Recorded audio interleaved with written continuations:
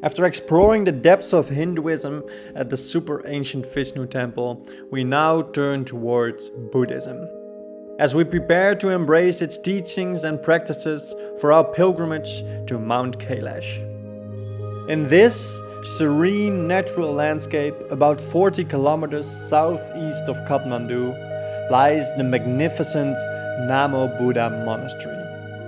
Here, we were incredibly fortunate to have a spontaneous and profound interview with Lama Karma Purbu, the vice chairman and a teacher at this world-famous monastery.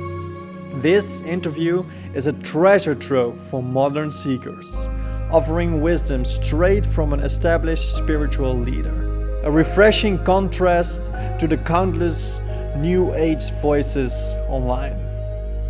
Together, we delve into the monastery's deep history, its connection to the Buddha, and the journey of the monks from education to their life's purpose. We also explore how Buddhists view life, death, and the mind-body connection, especially in a world gripped by fear. Lama Karma Purbu shares transformative insights on calming the mind through meditation, combining spiritual and material balance, and the vital role of finding an authentic experienced teacher. Join us as we uncover the timeless teachings of Buddhism in this extraordinary conversation.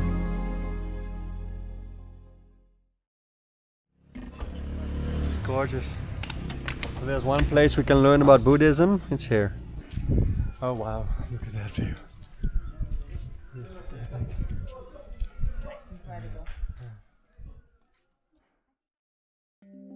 Thank you for taking the time from this very impulsive moment for happening, for answering some questions.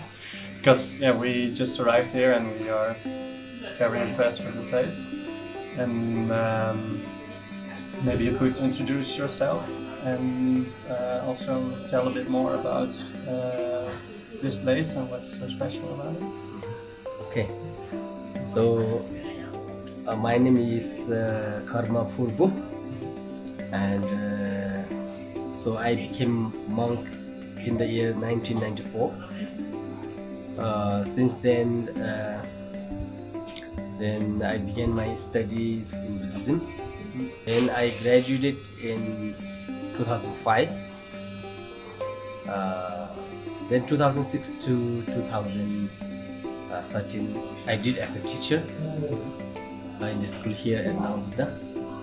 Then 2014 to 2017 I was in the retreat center in Bhaktapur for 4 years. So it is a very isolated place. Nobody can see, nobody can meet. So yes. Then the 2018 to until now. So I'm as principal and as well as the vice chairman of this monastery right now. Yes. So this is my introduction. And about this place is very sacred and very important according to the Vajrayana Buddhist point of view. Okay. Because in Buddhism we have Theravada tradition, Mahayana tradition, and the Vajrayana tradition. So according to the Vajrayana tradition, so this place we recognize as the place where Buddha's previous life, 6,000 years back, when he was a prince. He was a prince, but he was a bodhisattva. Bodhisattva means filling with the inner love and compassion, only think for other beings. So his name was Mahasattva. Mahasattva means a great heart or great mind. So one day he came with his brothers. He was the youngest one, but he came with 2 elder brothers in this area as traveling. So in the middle of the jungle, what they saw, suddenly they saw the tigress with have 5 cubs. So tigress was nearly going to die.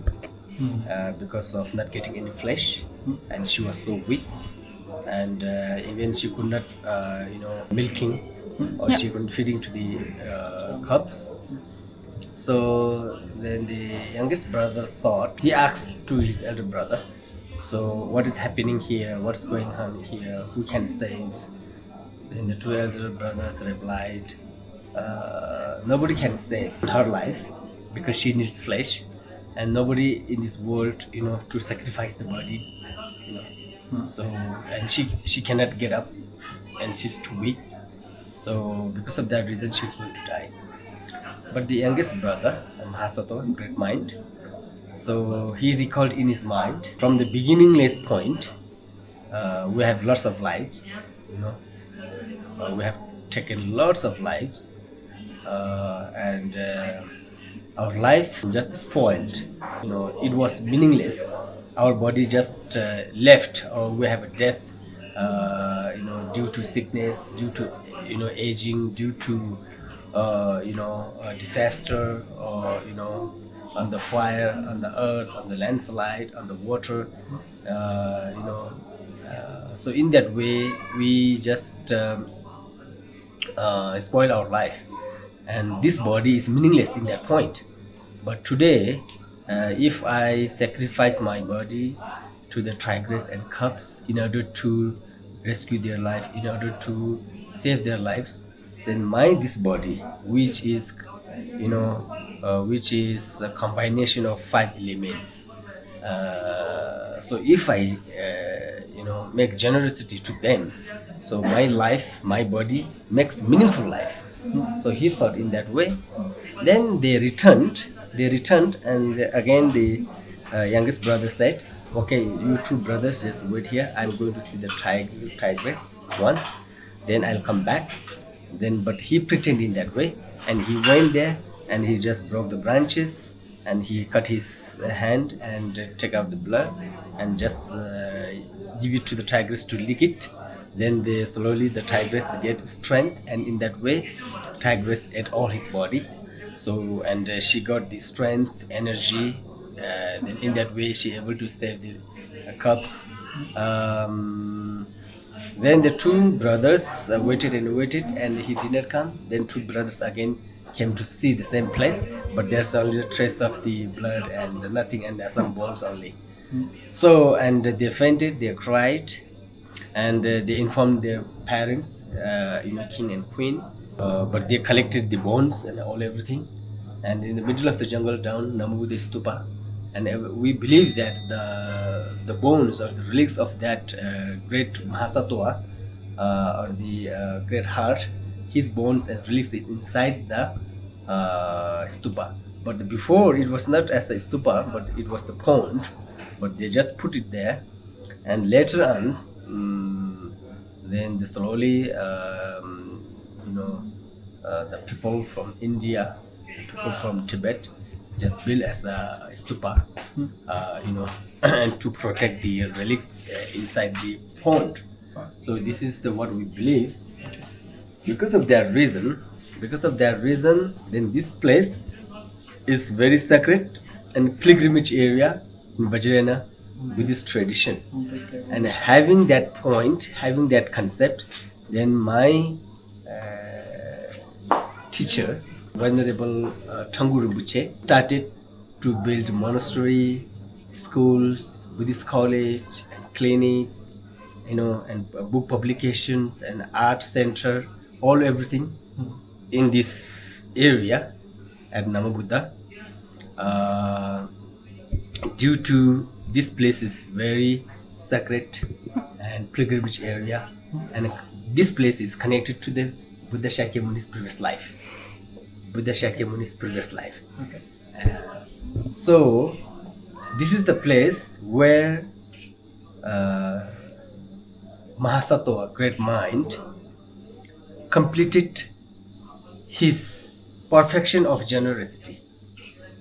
Because in Buddhism, to attain the Buddha, we must need 6 perfections. Among the six perfections, the number 1 is the perfection of generosity.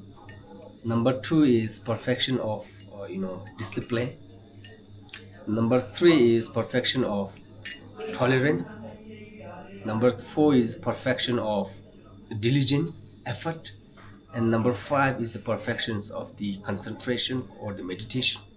And number 6 is the perfection of the real understanding of the nature of the mind. Okay, so we must need this knowledge to attain the Buddha. So, because every being has the Buddha nature. Buddha nature means the nature of our mind. You know, what we know now, what we think for tomorrow, you know, what we plan. So that is the projection of the mind. But the real nature of our mind is the Buddha nature. 6 perfections is the method and the wisdom to train our mind to bring as a Buddha. It doesn't mean that we brought the Buddha from somewhere. It doesn't mean, because our Buddha nature is covered with unpolluted things in our mind. Yes. But we have to dispel it. Yes. Then Buddha is there already. Purified as well. It is already there. It is something like that, sleeping child. We are now as a sleeping child. But in the morning we can get up. Then we can see everything. That as the Buddha, you know. Something is like that. But our condition is right now, is our mind is like a sleeping child. But there's a chance, there's an opportunity to wake up early in the morning.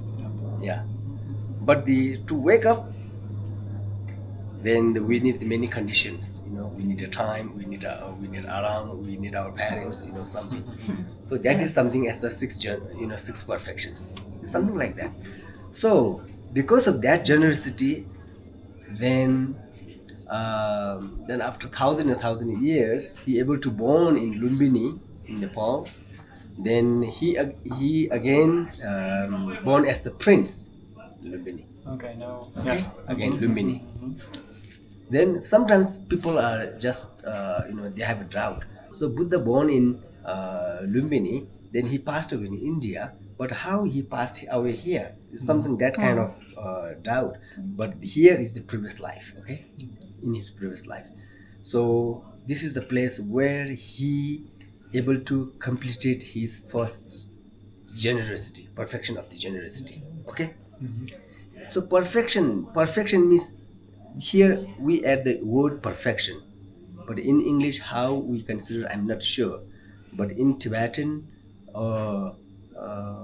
we say parchin. Parchin means go beyond. You know, making generosity or giving something is not what we think. You know, there's no any grasping, there's no any desired attachment. I'm giving and get something. No that kind of attachment, no that kind of desire, no that kind of mental preparations. Just for them totally. I forget myself. You know, I forget myself just totally for them. That kind of effort, that kind of clarity, that kind of understanding, that kind of experience of the mind is called perfection. So this is the place where he completed the first perfection of the generosity in this area, Dhammabuddha. So that's why we believe this place is very important and very meaningful and very blessed one. Because of that reason, my master, my guru, also built the monastery, schools, and everything. Yeah, and we study here about the Buddhism. We study here about the logic. We study here about the astrology and the Ayurvedic medicine and the arts, everything. Okay. Yeah. So Yeah, this is the short, information about this place. Yeah. beautiful That's stuff. really great. So, if I understand it correctly, to summarize, the prince in the Buddha, when he was offering his body to the tiger cubs, it was 1,000 years before it was the Buddha that attained the samsara, or like the enlightenment underneath the body tree. Was that? Yeah, that's the Buddha. That's the Buddha. That's the Yeah, Buddha. So that's the, But before he was on the way to the Buddha, Mhm. but not a Buddha. That time he was a Bodhisattva. yeah. Okay, Okay. it's And the something. Bodhisattva It's is like, like a student. yeah, it's or like he's something. training. It's like something. That time he was a student, something like that. Okay, But when he attained the Buddha, it means like a professor already, something like that. Yeah. The other four perfections, so the first one was generosity, he mastered back then.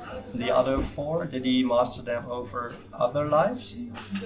Yeah. And then until the moment that yeah, he... this is the years 6,000 years before. You know? So about the story about this place, when he enlightened in India, in Bodh Gaya, then after 7 weeks, after enlightened, then after 7 weeks, so he shared his experience to mainly to his 5 disciples. So and that time, his first 5 disciples was the rebirth of the 5 cups actually. Oh. Yeah. When he born as a prince in Lumbini, so that time his mother passed away after 1 week giving his birth. So he was taken care by his stepmother, Prajavati. So Prajavati was the rebirth of the tigress actually. So this is not we just create, it's not like that. So after Buddha enlightened, so because Buddha means one who knows everything, you know. So and the Buddha gave talk about the topic about Nama Buddha, about the tigress, about the cubs that time. And that time he said, I was that time like that. And that time tigress and cubs. And you 5 are the rebirth of the 5 cubs. And my stepmother was the rebirth of the tigress. In that way he just quoted. You understood it because of his and this and that history or that text still we have present. Oh, the text. Yeah.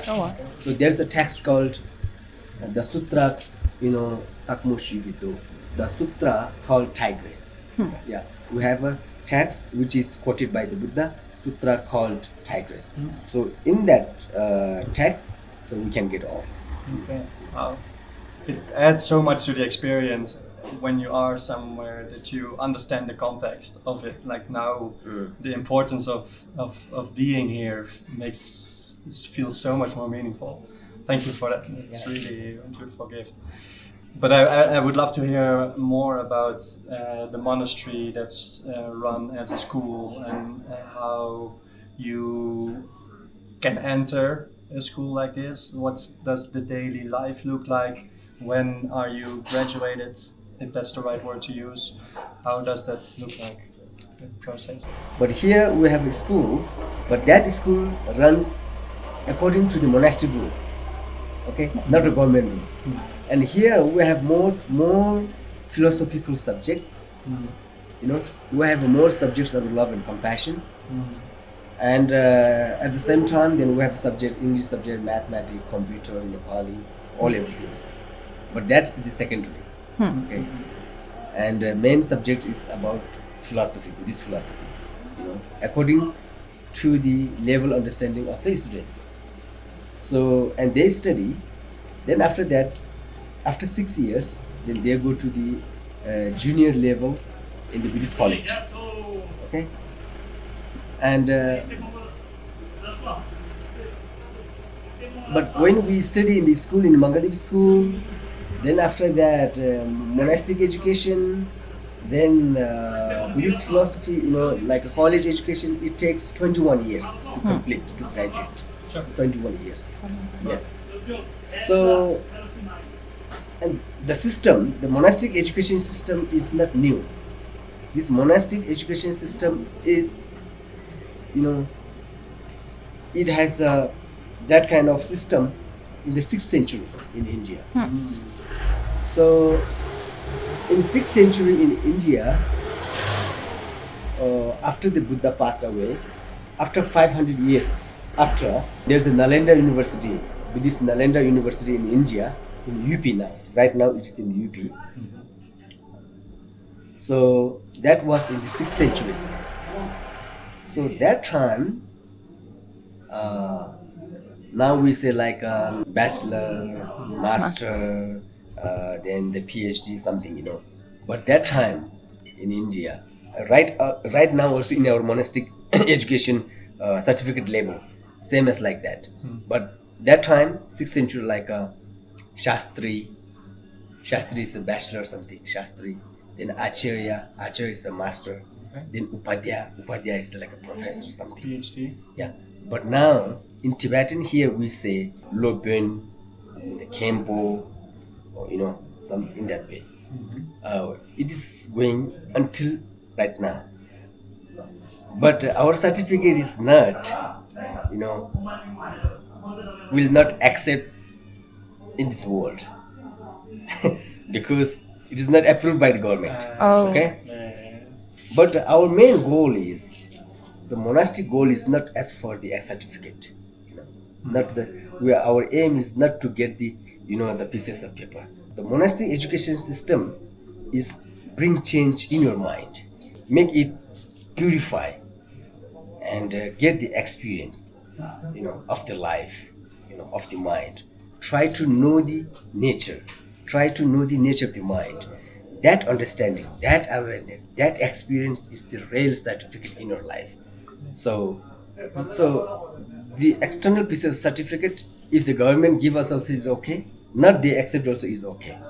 Because what we know, what I know is within us.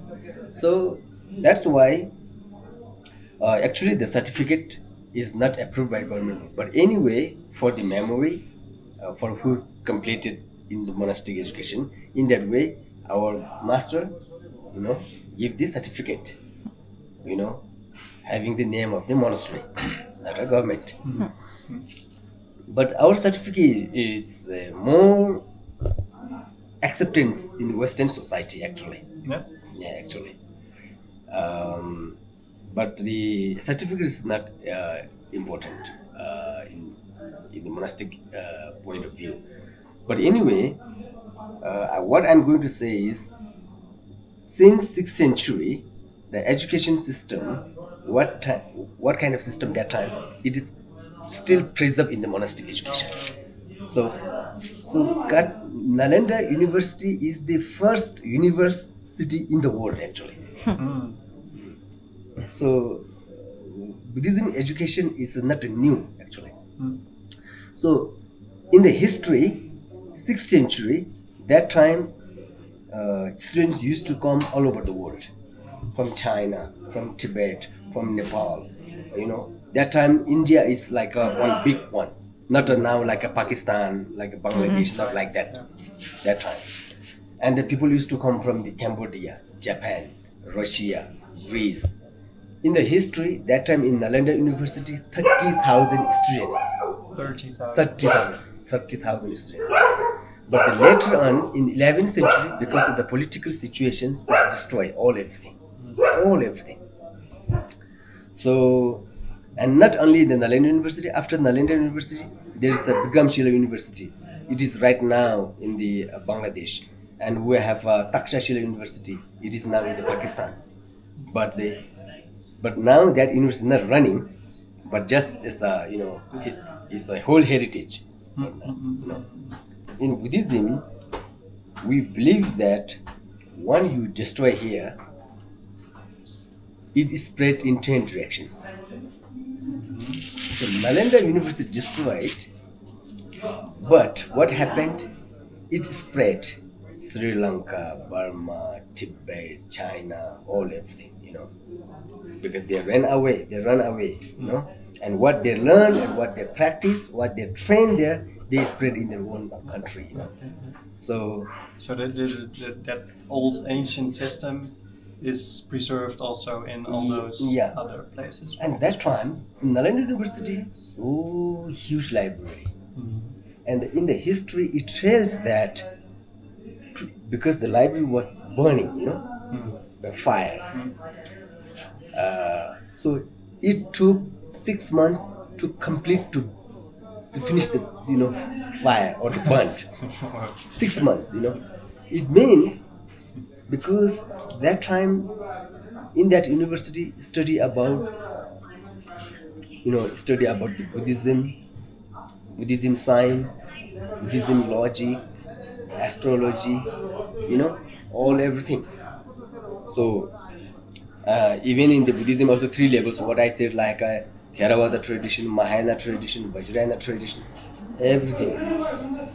But in Thailand, in Sri Lanka, in Burma, spread as a Theravada tradition. In China, spread as a Mahayana tradition. But in the Tibet, spread three, Theravada, Mahayana, Vajrayana, all in Tibet. It is very sufficient in Tibet. And there is a Buddha's teaching. There's 100 volumes. It is in Sanskrit, but in Tibet, since 7th century, they sent the students in India to learn Sanskrit and try to translate, because the king himself also the Buddhist that time. So he investigate all everything, he explains all everything. Then in Tibet, in the end of 7th century, King Trisong Gyaltsen invited Guru Padmasambhava and Khenchen Bodhisattva from the India and built the monastery in Tibet. And they invited the scholar and practitioner from the India, and they learn in Tibet. And after they learn Sanskrit, and they all translate in Tibetan.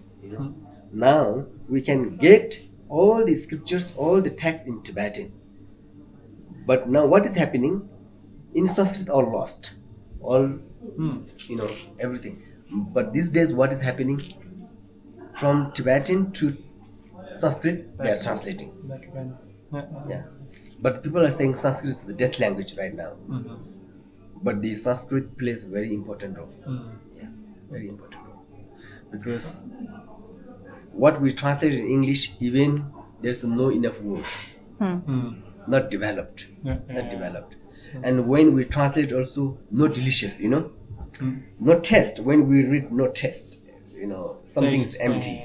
Something's empty. Exactly. Yeah. And there's a lot in the mantras and the sutras, of course, that are being chanted, which do energetically something with your body, right? With your energy centers. Yeah. It's hitting certain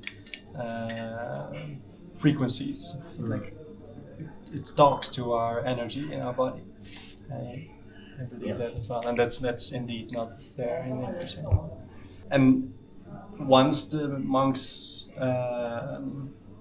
have finished their education here, they move on to different places all over the world to work in other monasteries or temples, or where do they go after? Actually, we have to run this monastery. So we need teachers, we need professor, we need managers, and we need staffs, all everything. We need it. So then we go different sector, because here we have construction sector, then the food management sector, then the teaching sector, then the meditation sector. So then we have to divide all the months, one is like that. Yes, we travel. So we have centers in different country. We have a center. So and those are connected with the center, and they learn and they practice about the Buddhism. So then we go sometimes, to discuss, to share, and to practice about the Buddhism. Every center we have resident monks, 2 or 3 or 1, every center.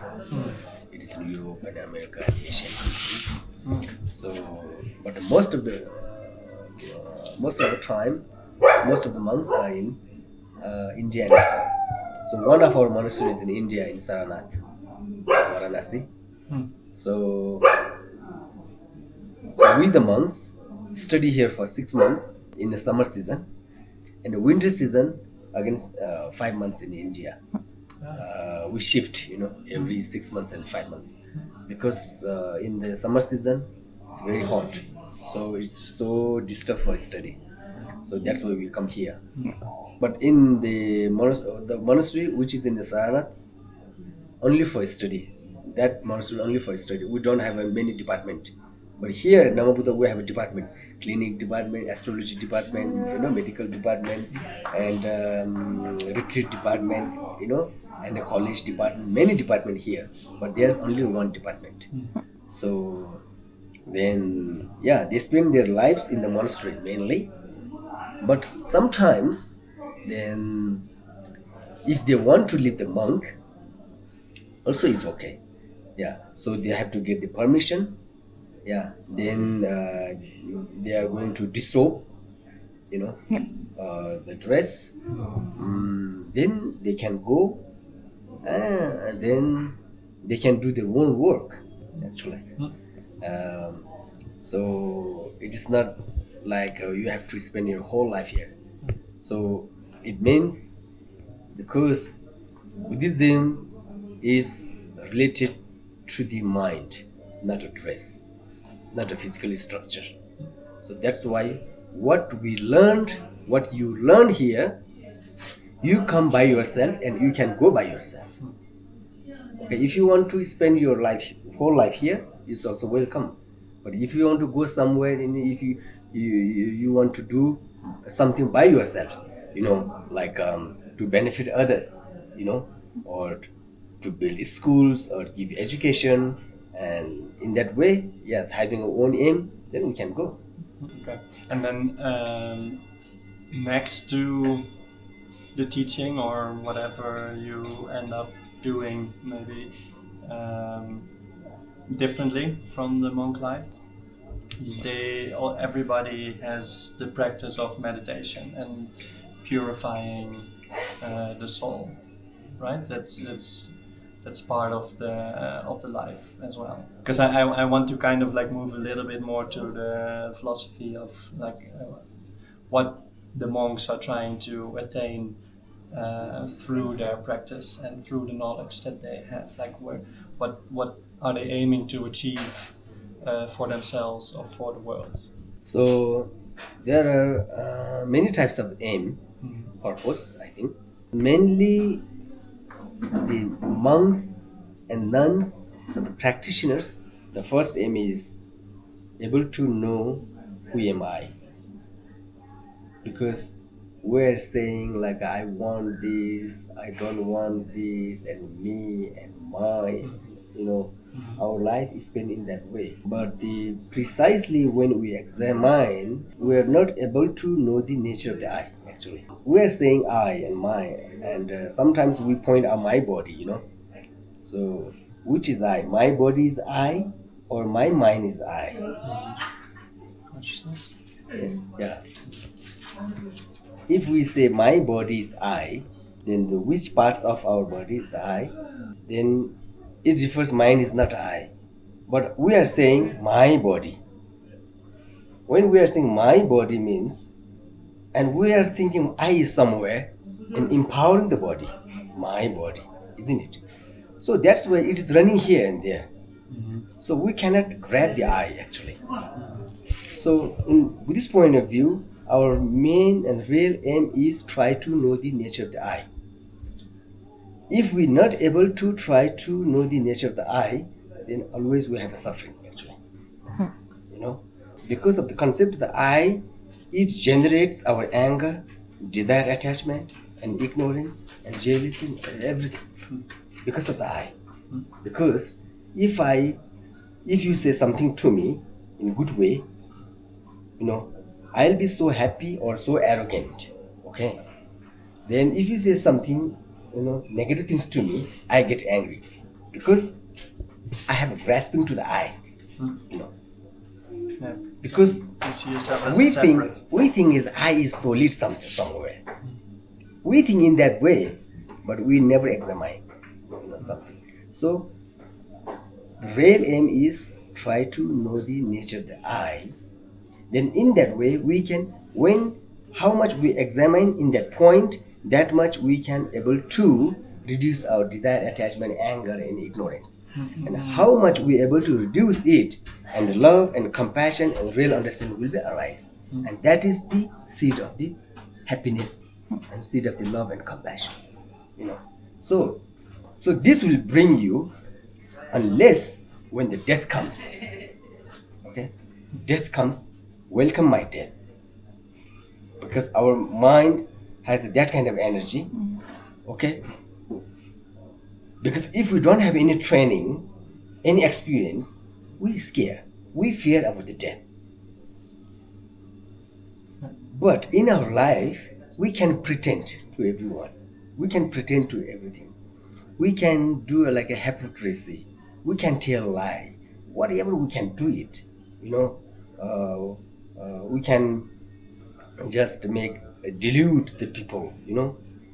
But the death, we cannot do it. Death is the truth, actually. So death is the truth, but we're running away from the truth, actually. But how much we are able to build up our mental energy, even the death comes, okay, then welcome with smiling. Because in Buddhist point of view, our body, we damage our body. We have a sickness, we have a aging to the body, but the mental factor will never die. Okay, mental factor will never die. It's the mental factor will never die. And death is the separation of the mind and the body. That's the death, separation of the body and the mind. Just separate and the death. Okay. So that's why no fear. Even the fear comes, it is happening to the practitioner. Even I have seen the real. Even the people are crying. Then what you crying? Something smilingly. No fear. And no scare. That they welcome the death. So the first step in Buddhism is no fear while our death is near, and welcome the death. That is the first aim. And the second aim is build love and compassion and true understanding. And this is the second aim. Not second aim, second aim. Then the final aim is attain the Buddha. Attain the Buddha. This is the general of the view, okay? But individually we can have any aim, any aim. Maybe, I want to stay for 5 years and I'm going, Yeah. But unless what we learn of love and compassion, even he or she spend in the monks and nuns is okay. Even he or she did not spend the monk life, even it is beneficial in their family, Even if they married, they have a children, then they will train them, isn't it? So it is spreading. Okay. Beautiful. But maybe I think because this is quite interesting, I think like quite a lot of people in the world really struggle with this, especially now from where we are, or also here, like people are very busy and they're very like with the fact of the eye and also the body. I think people like cannot really understand their true, like the eye, and I think it becomes very difficult. Like you're scared of everything in life, but you run constantly. Would you have some small advice for people that are trying to kind of free themselves from all the fear? Small things that they could maybe practice a bit Buddhism, but what can be those small things that they could do? That's a beautiful question. Actually, in 2020 and 21, we have lots of disaster. I mean, the COVID, isn't it? So it is spreading all over the world. So that time, people was in fear. Okay, people was in fear. So what is happening? Lots of the people has a death because of the fear, not really from that disease,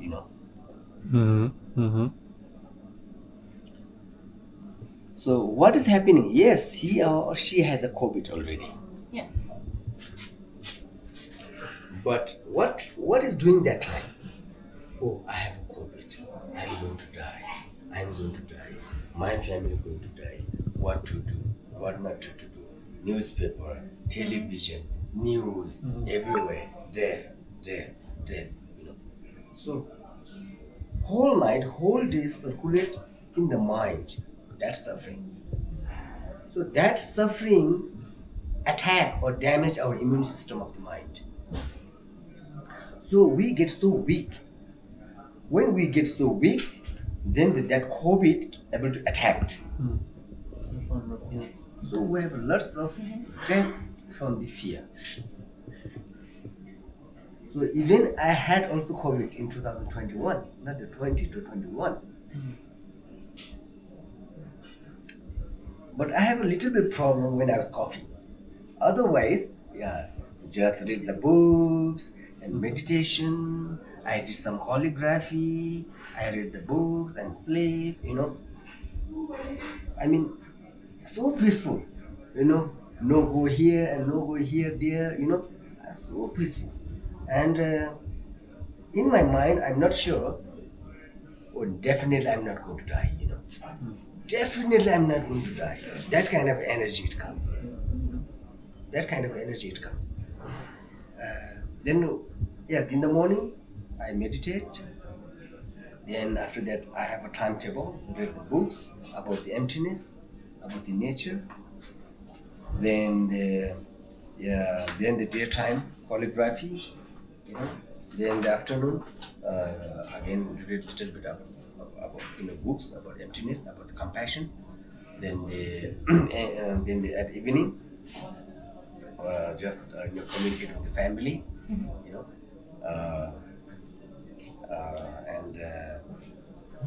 and then the first checkup positive, second checkup positive, and third time negative. What I experienced means, yes, there's a death, and lots of people has a death because of the fear. And even in the hospital, what kind of system there? Even they admit in the hospital, and no, brothers and sisters and parents, no chance to meet them. They are inside the isolated place. Even the doctor give the medicine from the far. Even the nurse are giving from the far. Even the no good food. And because why? Their lives circulate in the outside of the world.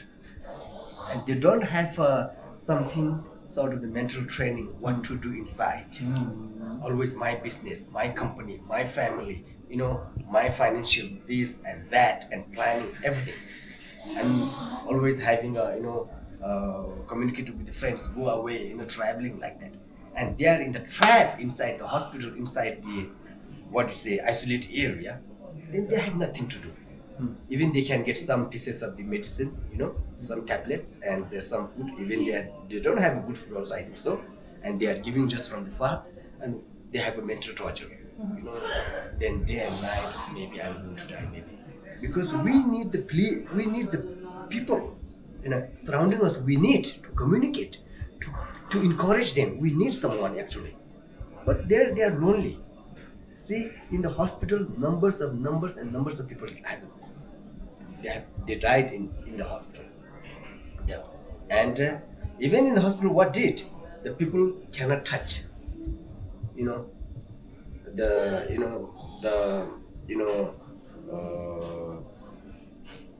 Some like army or the volunteers, they have lots of globes and something, and they just covered it, and they just funeral, everything they did it.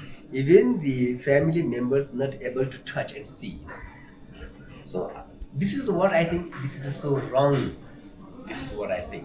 This is so wrong. But my feeling, in that time, if we have some mental training, okay, some mental training about meditation, about the practice, then even you are inside the, quarantine or the isolated area, what you can do? You can communicate, you can train with your mind. There is something to do. Yeah. There is something to, then we have a time to spend. Some people, they jump, they suicide. Why? They have nothing to do. Only the mental factor focus is always outside. And there is no who am I? No subject of who am I? No study of who am I? So that's why they become so depression or stress and whatever, and they jump and they suicide by themselves. But at that moment, if we have some sort of training in the mind of the meditate, you know, make it more energetic, you know. So in Buddhism we say our human life is the precious life. It is very difficult to get it and very easy to lose it actually. But now I have get it, now I have to maintain it. So it all depends on the mental factor. So in that way, we can develop our energy, the mental immune system, and in that way, the negative things that which disease comes, to face it. So in that way, then if we take the medicine also, so quick recover. You know, so we have these things. So that's why in 2021, I have some friends in Spain and Argentina. Then we planned have a Zoom meeting. Okay? Zoom meeting every 2 weeks on Saturday evening time, 1 hour and 15 minutes about talks about the Buddhism. They don't have anything to do, and there are some in the hospital. Then what I know I share, you know, about the death, about the sickness, about our mental torture, mental factor, or whatever. And they are telling me, oh, I'm able to sleep, you know. Now, yes, I'm even in the hospital, but it is so relief. I feel relief, you know. So that's why it is still now. It is going continuously right now also, since 2021. So what I want to say, we survive in this world. We spend our life in this world in 2 ways. One is spiritual way of life. One is materialistic way of life. Okay. But materialistic way of life and spiritual way of life, we have to combine it. Okay. Because spiritual way of life, it develops our mental system, energy from the mind, the peace, the happiness, love, and compassion. It brings from our mind. Then we have to combine it with the, you know, materialistic way of life, which is like transportation, development, you know, everything. We have to develop it. So these two things will be connected. Then these two things will be connected, and our life will come into balance. Okay.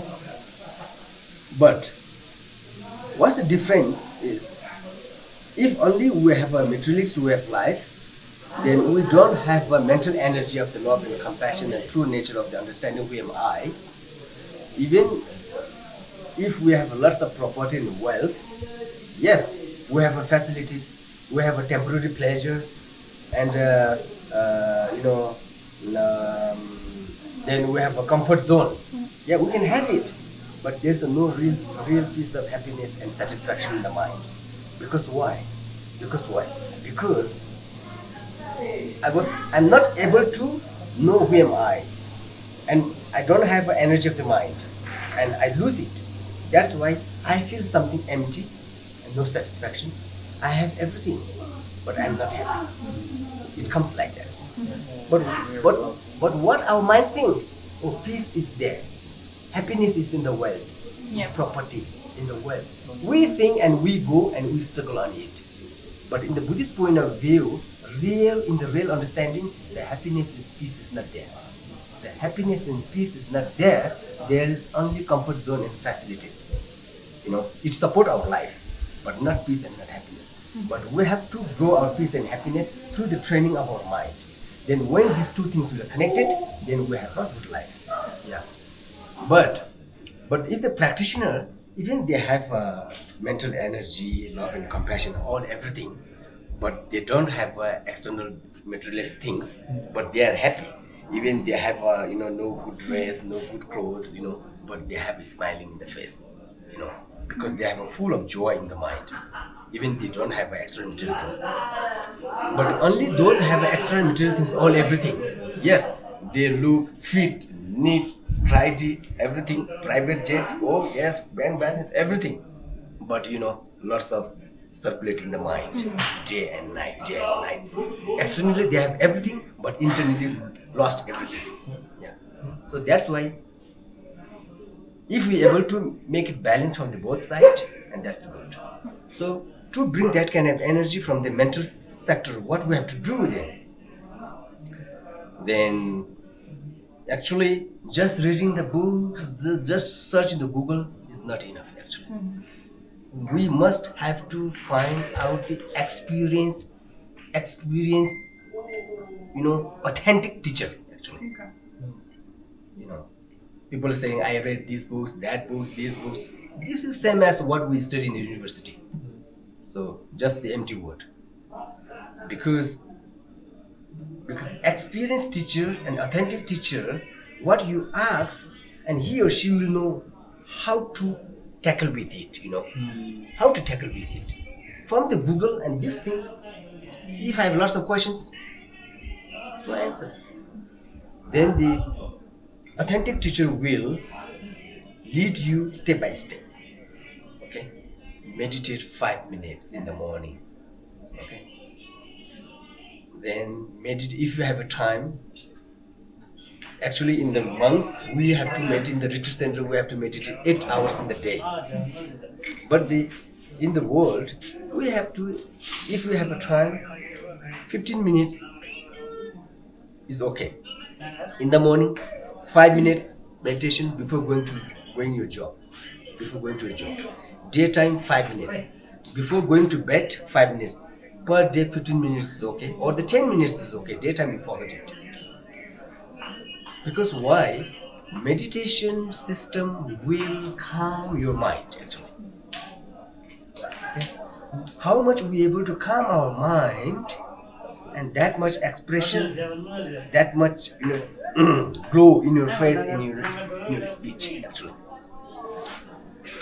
So then how much we able to calm our mind, and that much we have awareness and concentration in the mind. Okay. So and calm the state of the calm of the mind is the mental resting.